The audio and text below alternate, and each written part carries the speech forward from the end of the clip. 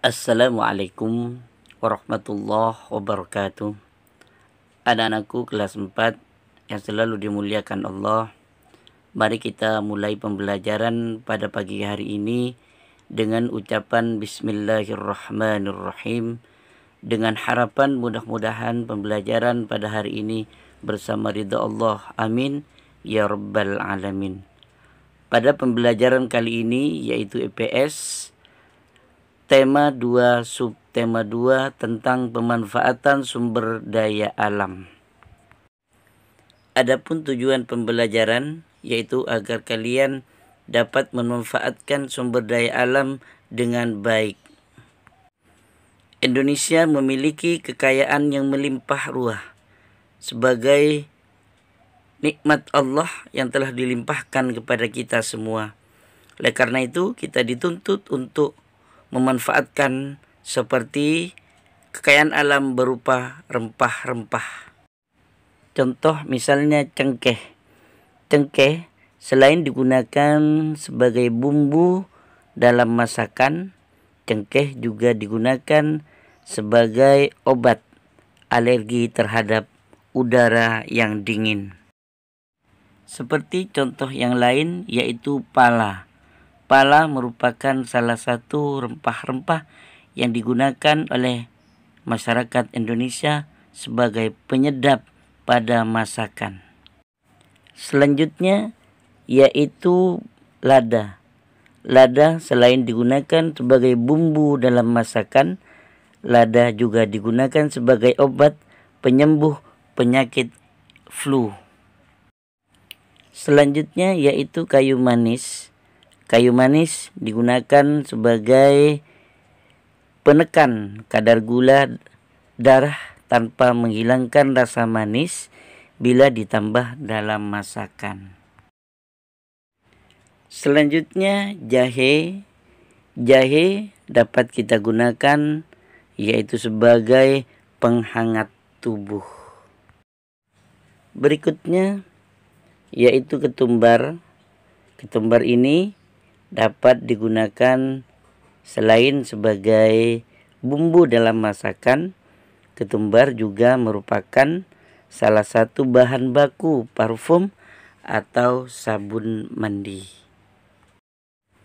Kemudian anak-anakku yang Pak Guru sayangi, selanjutnya yaitu jinten. Nah, jinten ini merupakan salah satu bahan penyedap pada masakan. Dan selain itu, jinten ini juga dapat digunakan untuk menghangatkan badan dan memperkuat pencernaan pada lambung. Nah, anak-anakku, selanjutnya yaitu kalian lihat di layar ini, yaitu ini yang namanya kemiri. Nah, kemiri ini bisa digunakan untuk mengkentalkan masakan, utamanya masakan kuah, sehingga kalau diberi kemiri maka kuah akan semakin kental. Dan anak-anakku selanjutnya yaitu kunyit. Nah, warnanya kuning. Biasanya kunyit ini digunakan sebagai bumbu masakan. Akan tetapi kunyit ini juga dijadikan obat loh. Satu, bisa dijadikan obat luar. Kalau kita kena panu, kulit kena panu, dapat dioleskan dengan kunyit. Selain itu, kunyit juga dibuat jamu supaya ada peningkatan nafsu makan. Nah, anak-anakku yang Pak Guru sayangi, selanjutnya pemanfaatan sumber daya alam bahan tambang. Contoh misalnya yaitu batu bara. Batu bara ini bentuknya hitam seperti arang, dan ini banyak dimanfaatkan oleh masyarakat Indonesia. Banyak sekali macamnya. Di antaranya batu bara yaitu bisa kita manfaatkan sebagai bahan untuk membuat besi dan juga membuat baja.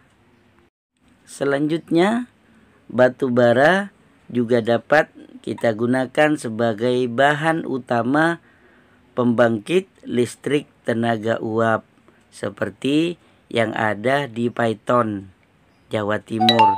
Itu ada pembangkit listrik tenaga uap yang menggunakan bahan bakar yaitu berupa batu bara. Dan anak-anakku, untuk membuat semen atau memproduksi semen itu salah satu bahan bakarnya yang digunakan yaitu juga menggunakan batu bara. Dan banyak lagi manfaat yang lain yang dapat digunakan atau manfaat dari batu bara itu sendiri. Nah, anak-anakku, batu bara di Indonesia ini banyak di daerah-daerah, yaitu seperti batu tambang batu bara ini juga didapat di Sumatera Barat seperti yang di layar ini. Kemudian tambang batu bara juga terdapat di Kalimantan.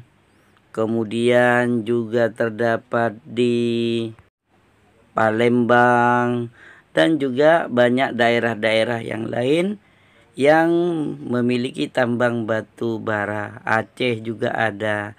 Nah, anak-anakku, itulah tadi beberapa pemanfaatan tentang sumber daya alam manusia yang dapat Pak Guru sampaikan.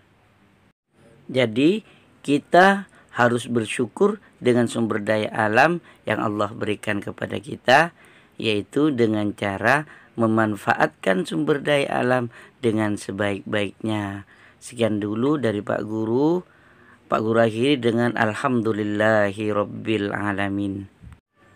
Wassalamualaikum warahmatullahi wabarakatuh. Selamat mengerjakan tugas Pak Guru.